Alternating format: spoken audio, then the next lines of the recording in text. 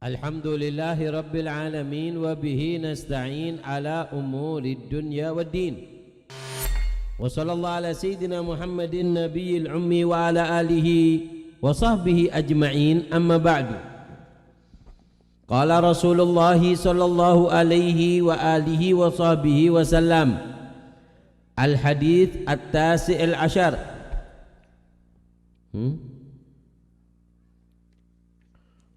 Al-hadith thamin ashar, husnul khuluq.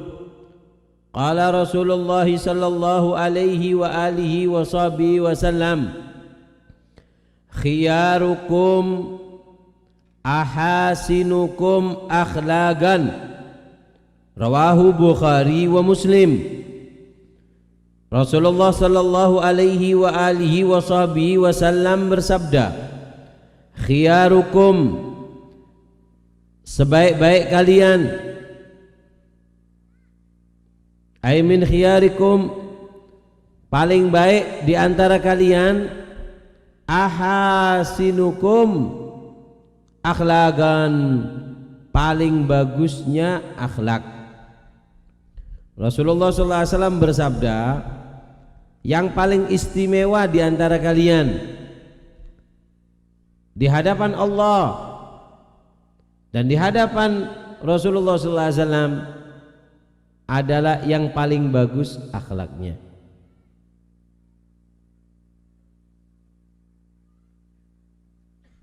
Jadi di sini Rasulullah SAW bagaimana pentingnya orang itu memiliki daripada akhlak yang baik, perangai, tingkah laku, kepribadian yang baik. Makanya Rasulullah mengatakan, khiyarukum ahasinukum akhlaqan, yang paling baik di antara kalian itu di sisi Allah dan Rasulnya adalah yang paling bagus akhlaknya.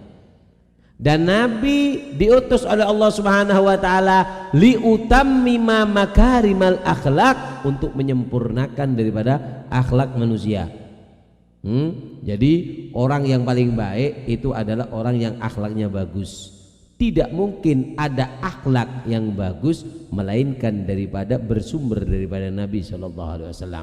Makanya para sahabat mengatakan, allamani Rasulullah kulla syai'in hatta julusu fil khala'.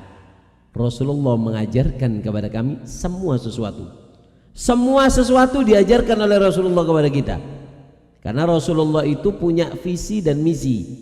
Diutus ke dunia ini punya visi dan misi. Apa visi misinya Rasulullah? Litakmili ma'asyihim wa ma'adihim, menyempurnakan kebahagiaan dunia dan kebahagiaan akhirat. Itu misinya Nabi. Jadi kalau mau hidup di dunia bahagia, kembalilah kepada Nabi. Jangan cuma percaya sama manusia. Manusia itu pasti kalau ada karepnya, ada maunya.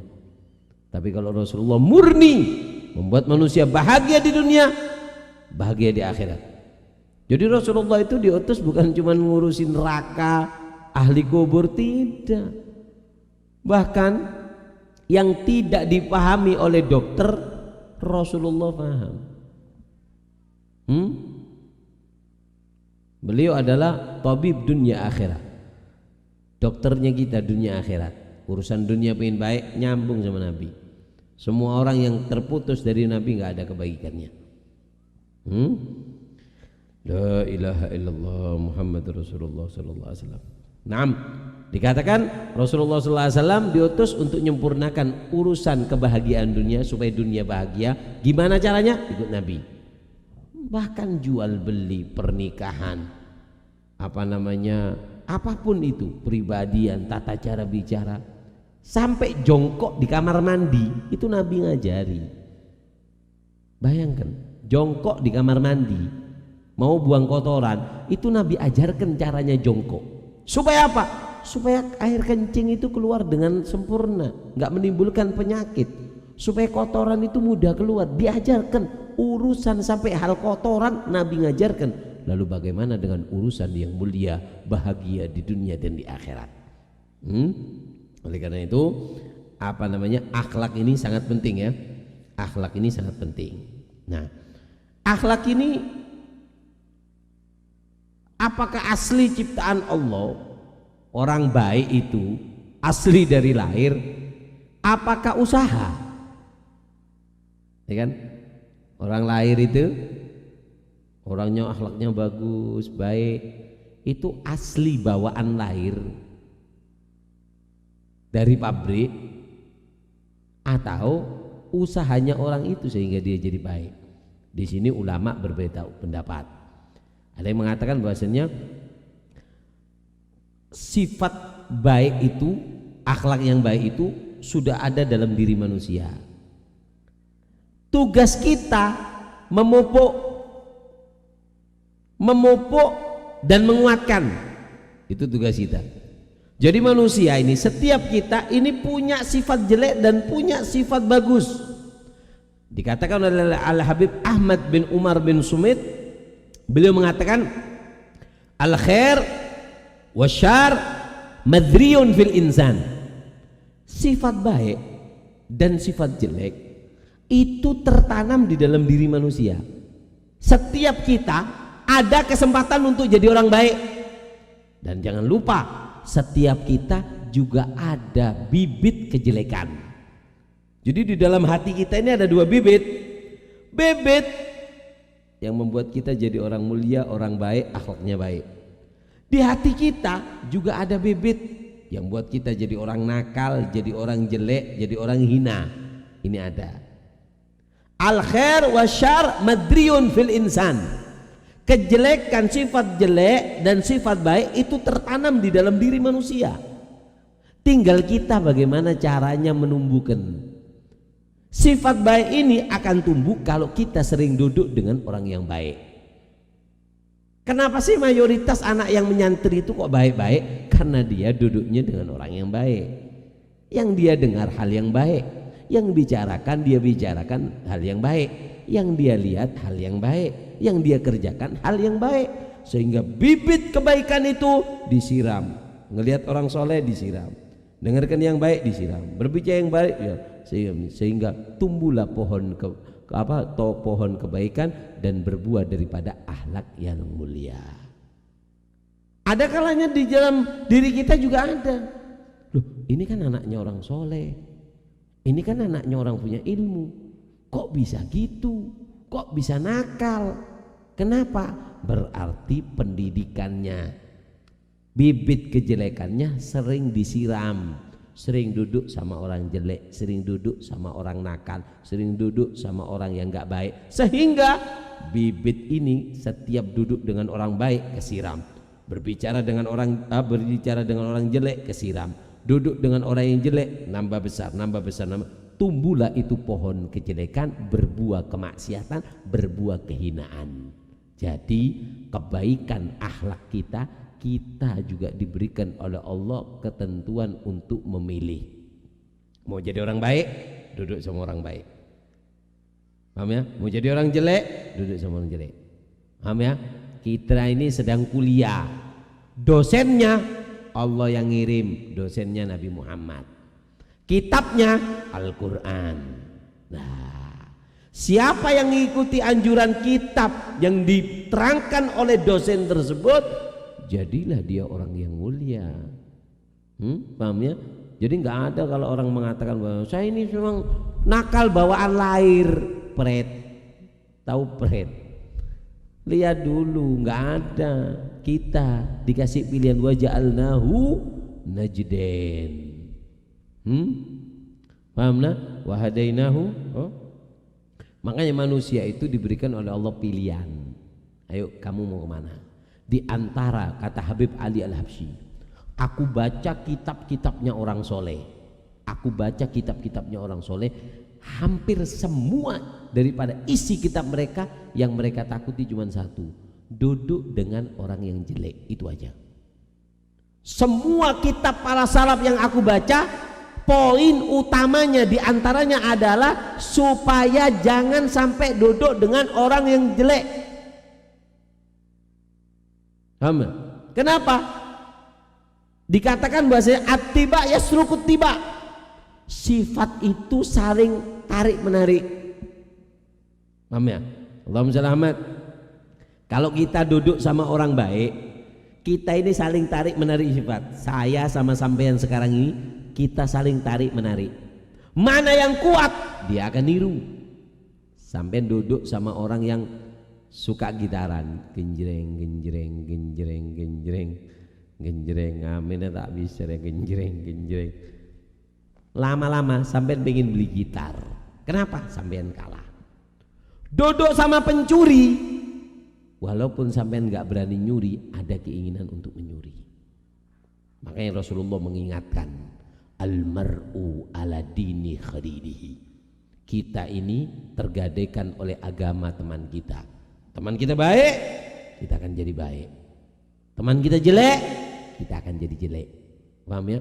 Jadi hati-hati milih teman, hati-hati milih teman duduk. Enggak Habib, saya kuat. Sudah, kamu baru lahir. Orang-orang dulu itu sudah neliti. Ya ini sudah hasil penelitiannya. Duduk dengan orang jelek nggak bisa. Apa kata mereka? Man jalasal akhyar wa in kana minal asyrar fahuwa minal akhyar. Sapa orang yang duduk dengan orang yang baik. Walaupun kamu jelek, kamu orang jelek, suka duduk di pengajiannya orang baik, kamu dihitung orang baik walaupun kamu jelek. Nakal kamu, tapi sering hadir pengajian. Apa kata orang? Masya Allah ya, nakal anak itu, pemabuk. Masya Allah anak itu nakal, kurang ajar sama orang tua. Tapi Masya Allah ya, suka ke pengajian, terobah lah. Kamu jelek, duduk dengan orang baik, kamu dihitung jadi orang baik walaupun kamu jelek. Wa man jalasal asyrar, siapa orang yang duduk dengan orang yang jelek, akhlaknya nggak baik. Wa in kana minal akhyar, walaupun dia ini orang baik, tapi duduknya sama orang jelek-jelek, fa huwa minal asyrar, maka dia digolongkan sebagai orang yang jelek. Anaknya kiai, anaknya ustadz, santri, anak pondokan, duduknya sama anak-anak nakal, mondok tapi duduknya sama anak-anak di jalan, pinggir jalan yang nakal-nakal. Akhirnya apa? Dicap jadi orang nakal walaupun kamu orang baik, walaupun kamu hafal Quran. Eman ya, mondok lama duduknya sama gitu, dicap jadi orang jelek kamu walaupun kamu orang baik. Paham ya? Allahumma shalli ala Muhammad, sallallahu ala Muhammad. Nah, maka dari itu akhlak ini sangat penting. Bahkan dikatakan Al-Imam Luqman Al-Hakim, Imam Luqman Al-Hakim ini pernah ditanya sama putranya, ya abati, wahai ayahku, ayu khisal minal insani khairun. Aba,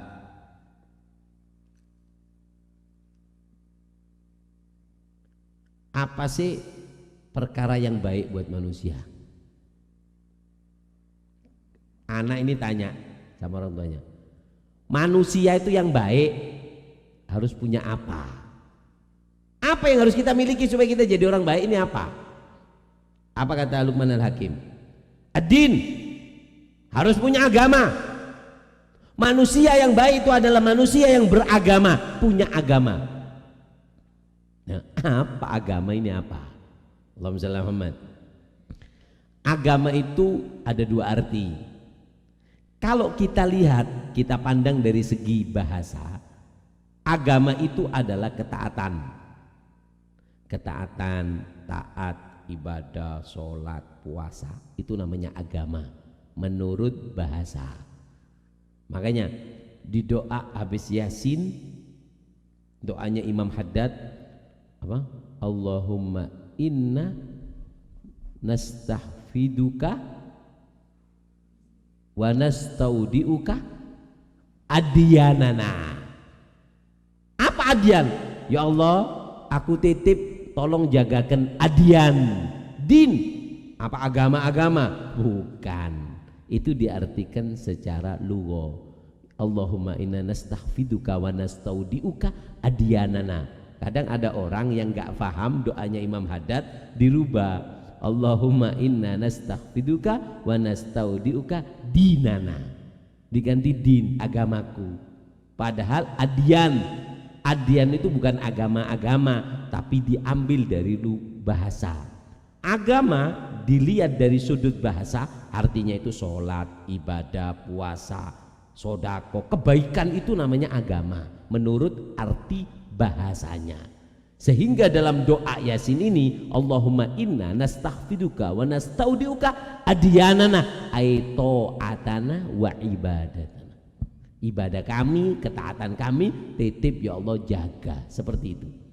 Makanya ini peringatan, kalau ada doa-doanya orang soleh itu jangan dirubah, jangan hurufnya, jangan domirnya, jangan kalau bisa, kecuali yang sudah dihimbau. Wirid Nawawi kalau pagi apa asbahna, kalau sore amsaina. Begitu juga di rotib haddad, jangan dirubah. Kata ulama, doa yang pernah dilantunkan oleh orang soleh itu adalah doa ya'rif tariquhu ila sama, doa yang tahu jalannya ke langit.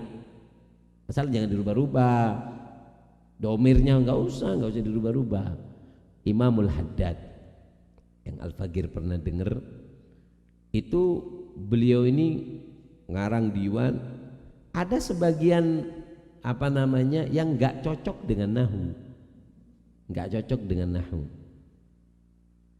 Memang kalau kita mau pelajari lebih dalam ilmu alat, kalau syair ini kepepet apapun nggak usah pakai nahu sudah. Yang penting lidah itu jatuhnya pas, yaitu sudah syair, walaupun nggak sama dengan nahu, domirnya digini diputus, harusnya nyambung dikasih putus, nggak ada masalah kalau seperti itu.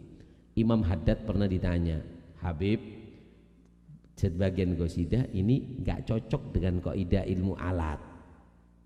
Apa kata Habib Haddad? Semua yang kami lakukan karena Allah la nughayyiru. Semua yang sudah kita lakukan untuk Allah kita nggak mau merubah, biarkan sudah. Itu kita sudah lakukan ikhlas karena Allah, nggak mau merubah. Karena yang penting itu bukan fasihul lisan tapi fasihul janan.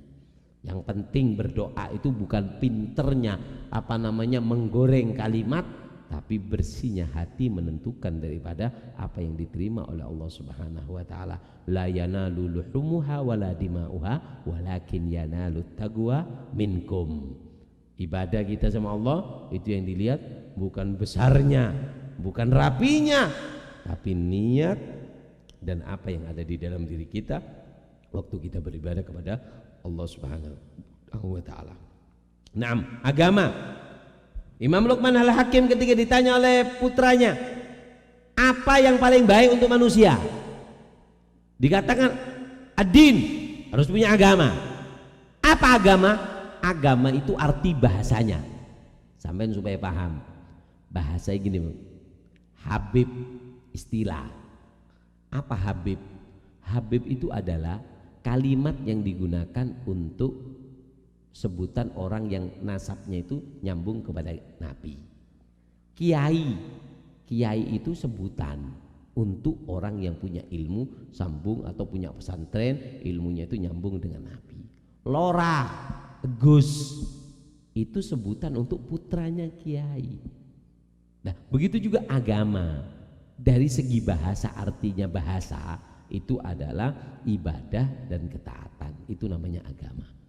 Tapi syar'an secara syariat yang dimaksud di agama Islam ini, kalau ada kalimat ad-din, agama, beragama, apa maksudnya agama? Yang dimau oleh syariat Islam ketika ada kalimat agama di dalam kitab-kitab, apa yang dimau? Yang dimau adalah, yaitu adalah aturan ma syara'ahullah ala lisani nabihi minal ahkam. Agama itu adalah aturan Allah yang disampaikan lewat lisannya Nabi, itu namanya agama. Jadi kita beragama, kita mengikuti peraturan Allah yang dibawa oleh Nabi, itu artinya agama. Paham ya? Nah, agama itu apa isinya? Hukum-hukum Allah, tata tertib, dan juga semua yang urusannya kemaslahatan untuk kemaslahatan manusia. Ini isinya agama. Jadi isinya agama itu ada 3. Hukum-hukumnya Allah, kasih peraturan. Yang kedua, tata tertib. Tata tertib. Ketiga, isinya kemaslahatan untuk manusia, itu agama. Bayangkan kalau Indonesia itu negara yang baru yang baru dikuasai mana itu namanya? Taliban. Iya. Mau hidup di situ. Ya apa? Pemerintahan belum rapi. Polisi belum ketemu polisi yang mana polisinya. Mau ngurus akte ya apa, ndak ada sudah. Di sana itu pokok hidup itu sudah bagus. Makanya sampean untung syukur hidup di Indonesia. Syukur, terima kasih. Paham ya? Kadang ada orang disuruh cuman ngormat bendera, yang syirik, yang ini nggak tahu caranya terima kasih, nggak tahu cara penghormatan. Jangan pernah menghukumi orang itu syirik. Syirik itu yang tahu kita sama Allah. Wis, tetangga kamu sebelah kamu nggak mungkin tahu. Yang tahu hati kita sama Allah. Nah, kita lihat Indonesia rapi, sampai diatur itu kerjasamanya ulama, umaro, nata negara Indonesia ini sampai rapi. Urusan apa ya? Plat nomor itu aja lain-lain, ada yang merah, ada yang kuning, ada yang hitam, ada yang tidak ada platnya, macem-macem diatur. Bayar pajak ini sudah, PDAM sudah ada, listrik sudah ada, ini rapi. Ketika rapi dalam sebuah negara, kita bisa beribadah dengan tenang. Begitu juga ini agama. Jiwa kita olar ini dengarkan, jiwa kita diri manusia ini kita juga harus bernegara. Kita secara khusus bernegara dengan Allah. Bagaimana? Mengikuti daripada syariat Nabi. Undang-undangnya di sini 1945. Kita juga punya undang-undang untuk jiwa kita. Al-Quran undang-undangnya. Nabi DPR-nya. Para aulia-aulia Allah itu adalah perwakilan-perwakilannya. Kalau kita beragama dengan baik, mengikuti hukum-hukum Allah, tata tertib dan kemaslahatan yang ditawarkan oleh agama, kita akan hidup bahagia. Makanya orang kalau pengen hidup bahagia, kata Imam Luqman Al-Hakim, harus punya agama. Jadi itu agama. Allahumma shalli Muhammad. Dengarkan, agama ini ada hakikatnya. Tandanya orang beragama itu satu. Di antara tanda yang paling orang tanda agamanya sempurna. Apa tandanya? Di dalam hatinya memiliki ta'zim. Dikatakan ad-din huwa ta'zimuddin. Apa agama itu? Agama adalah sebuah pengagungan. Ketika ada di dalam diri kita pengagungan, di situ kita ada di dalam diri kita agama. Makanya kita alhamdulillah hidup di Indonesia sangat mengagungkan Quran, kita agungkan, diajari sama kita megang Quran bagaimana caranya. Ini agama. Habis baca Quran kita cium untuk menghormat agama. Paham ya?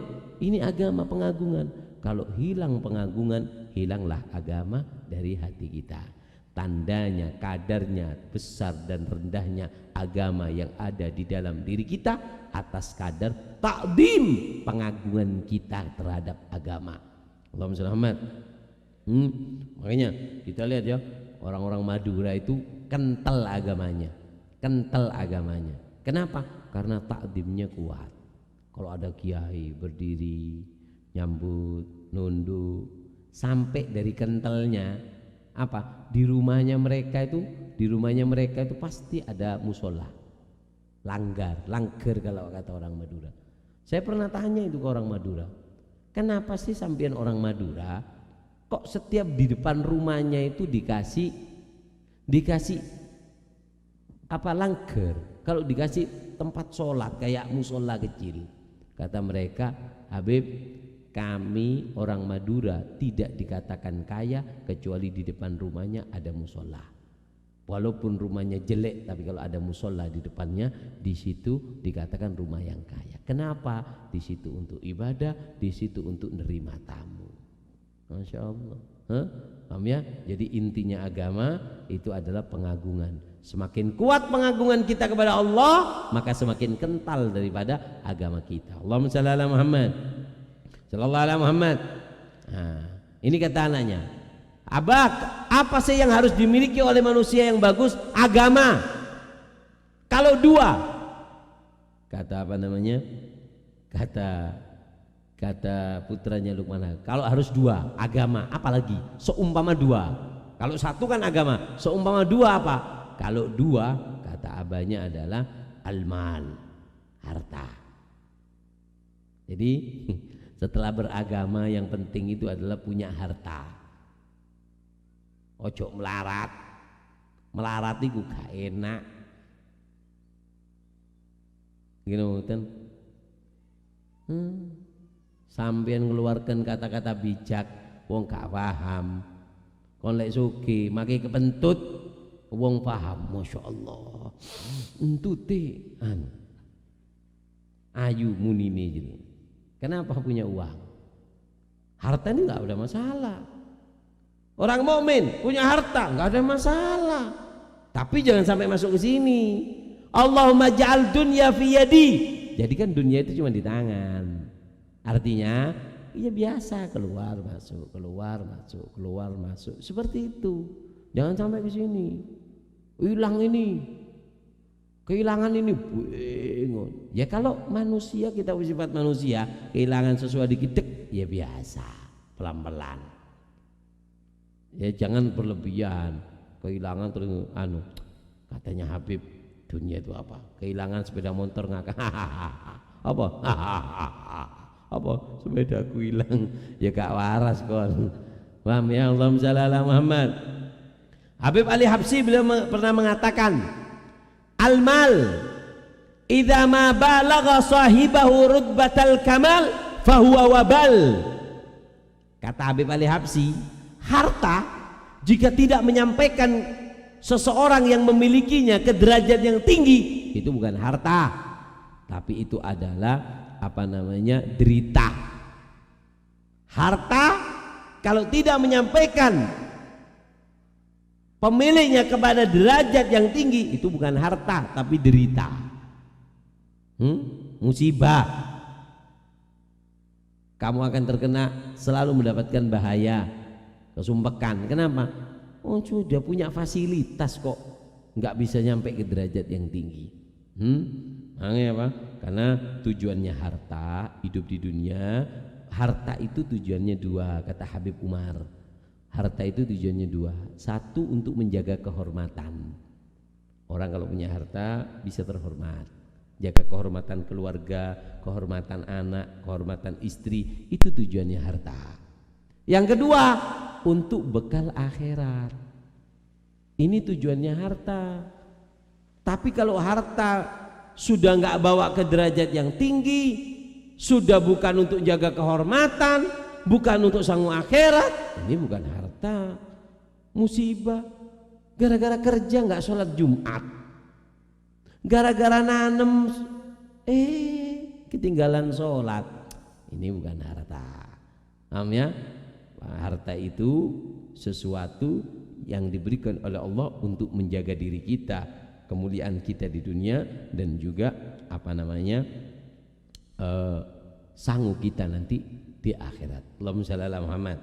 Paham ya? Makanya semua sesuatu itu bumbunya cuma satu. Apa? Ilmu. Orang kalau punya ilmu, dimanapun dia ditempatkan oleh Allah, jadinya baik. Contoh, ada orang miskin tapi punya bumbu ilmu.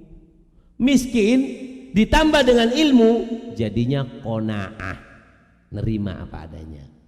Itu kalau dibumbui ilmu. Paham ya?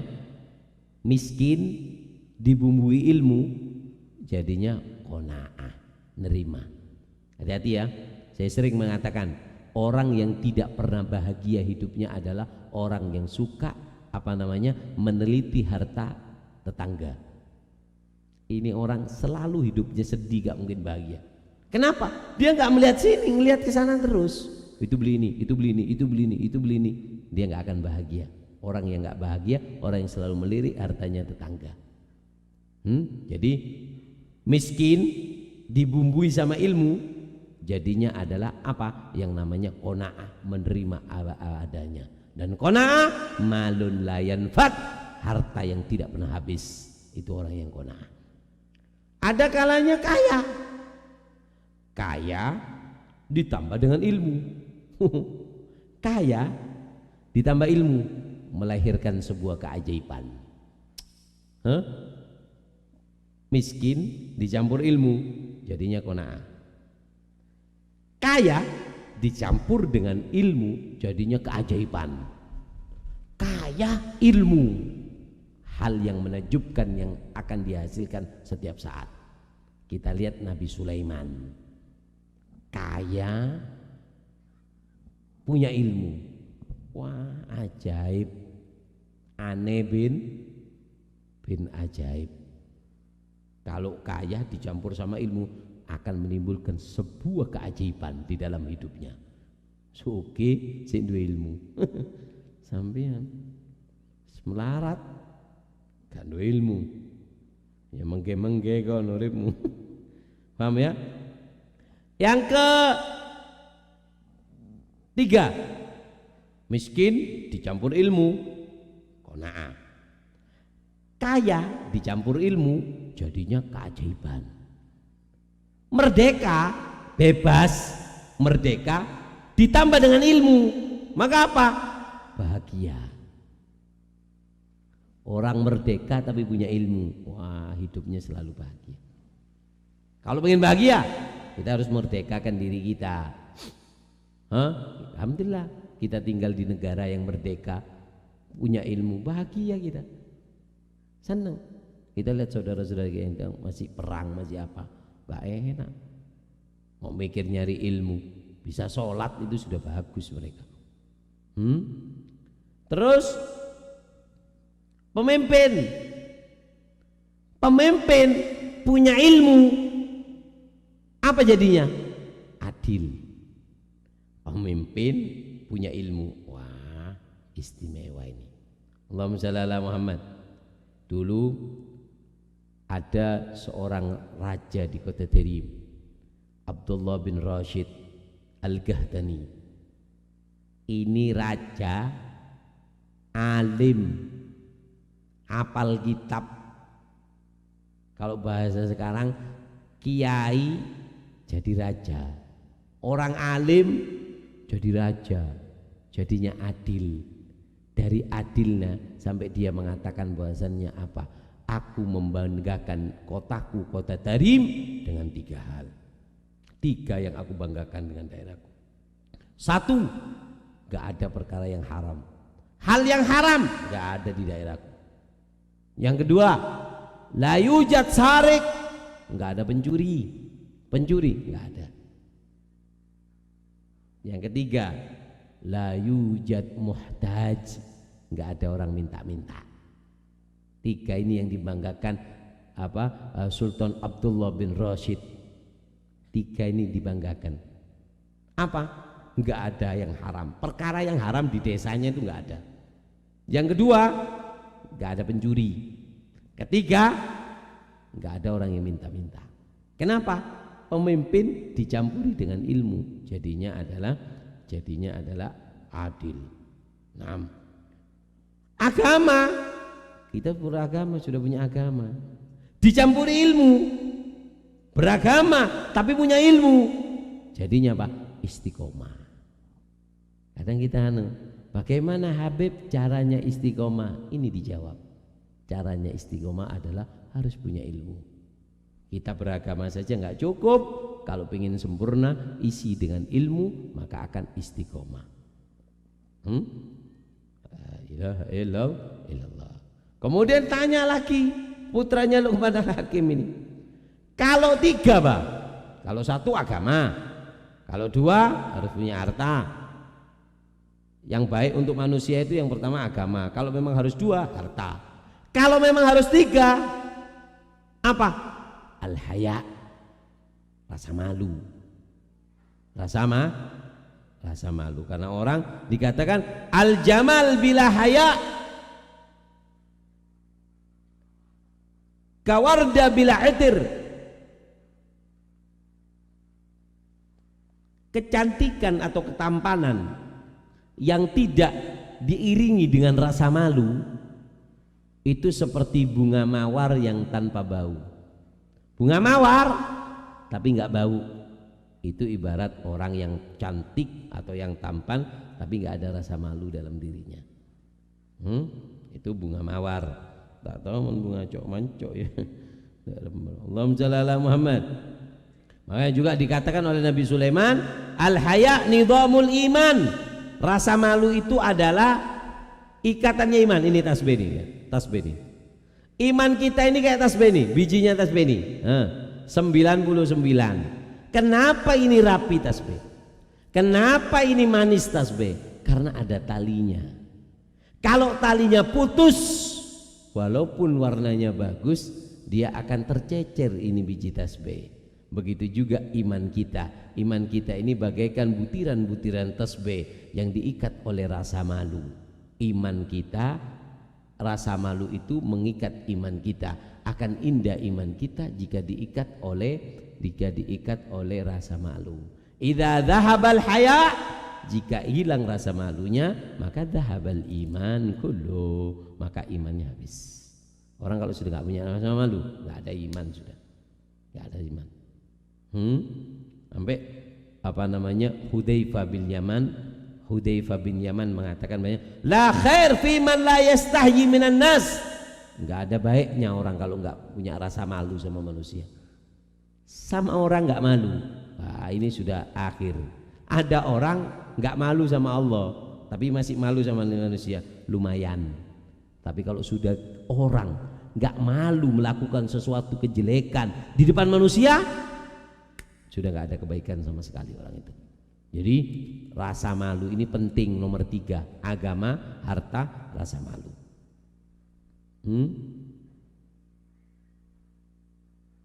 Makanya jadikan rasa malu itu hakim. Ij'al haya hakaman ala af'alik. Jadikan hakim tingkah laku kita ini rasa malu. Mau lakukan ini tanyakan, malu enggak? Seperti itu. La ilaha illallah. Naam. Yang ketiga, rasa malu. Kemudian tanya lagi sama abahnya, kalau memang harus 4, ya anakku, agama, harta, rasa malu, dan husnul khuluq, harus punya akhlak yang baik. Akhlak yang baik. La ilaha illallah. Imam Sirri As-Sigiti ditanya, kapan sih orang itu dikatakan akhlaknya baik? Yaitu adalah kaful ada anin nas wahtimalul ada anhum bila hikit wala mukafa'ah. Akhlak yang baik itu adalah diri ditahan untuk tidak melakukan kejelekan kepada manusia. Kalau ada orang yang berbuat jelek kepada kita, kita tidak menyimpan dan tidak membalas. Itu namanya akhlak yang baik. Kata Imam Sirri As-Sigiti. Nah, akhlak yang baik ini nggak bisa langsung ya, harus belajar. Sabar, harus dengan pura-pura sabar. Pemurah harus pura-pura jadi pemurah. Nggak ada orang langsung masya Allah ya, cek baiknya orang itu. Nggak ada orang baik, harus usaha pura-pura baik. Sabar, nggak ada orang sabar, harus pura-pura sabar. Loman, suka ngasih, nggak ada orang langsung gini tuh. Punya sifat gini, tapi dipaksa. Pelan-pelan akhlak itu sampai menempel, baru bisa. La ilaha illallah, la ilaha illallah. Kemudian ditanya, kalau memang harus 5, kalau memang harus 4, agama, harta, rasa malu, akhlak yang baik. Kalau memang harus 5 Abah, kata si putranya Luqman Al-Hakim, kalau memang harus 5 nak, yang kelima itu adalah harus loman, sakha, lambe, pemurah. Kalau memang harus 5, pemurah. Agama, harta, rasa malu, akhlak yang baik, dan pemurah. Harus punya sifat pemurah. Orang kalau baik, kalau kamu memang makanya dikatakan kalau memang kamu harus nakal, jangan lepas dari sifat pemurah. Paham ya? Jangan lepas dari sifat pemurah. Orang kalau baik, lambe itu dicintai oleh orang. Jadi harus punya sifat pemurah, dan pemurah ini adalah sifatnya Nabi Sallallahu Alaihi Wasallam. Yu'ti la yakhsal faqr, ngasih dan tidak pernah takut untuk miskin. Kalau ngasih itu nggak pernah takut miskin. Sampai dikatakan dulu ada orang soleh,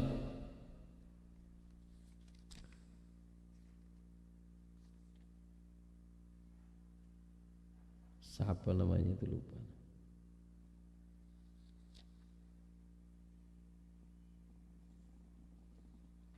La ilaha illallah, lupa namanya. Ada salah satu orang soleh sampai dari pemurahnya dia, ketika dia sekarat, sakit sekarat, ada orang minta-minta. Siapa itu? Orang minta-minta, lepas bajuku, kasihkan. Sampai mau sekarat, Bishr bin Harith, namanya adalah Bishr bin Harith, terkenal dengan Bishr Al-Hafi.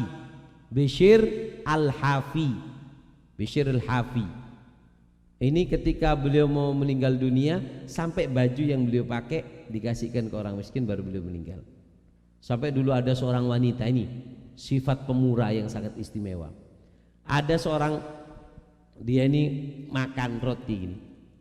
Ketika makan tinggal secuil. Orang dulu tuh miskinnya sangat benar-benar miskin ya, nggak kayak sekarang. Sekarang ini masih banyak, walaupun nggak kerja nggak apa, tanaman yang ini kelori, marongki. Apa bahasa Indonesia marongki? Kelor, coba nah, kolor. Apanya? Kelor juga. Daun kelor ini kan saya nggak pernah lihat diaman kayak gini nih di Indonesia. Are kun beri bujo bi beng pote bi apanya menurut? Kunci apa boleh pas kunci L lu apa? Ini nyaman kan? Orang dulu tuh nggak ada makanan itu, masya Allah, nggak ada pohon-pohon kayak gini, padang pasir dulu tuh. Ini ada seorang wanita punya sesuap, ketika sudah kemudian ada orang, bu lapar. Nggak ada ini toh, nggak apa-apa, sudah dikasih ini, dimakan. Ketika dimakan, subhanallah, satu saat, karena dulu kan liar nggak kayak sekarang. Akhirnya apa? Dia jalan sama si anak ke sungai. Ketika dia keluar ngelihat apa?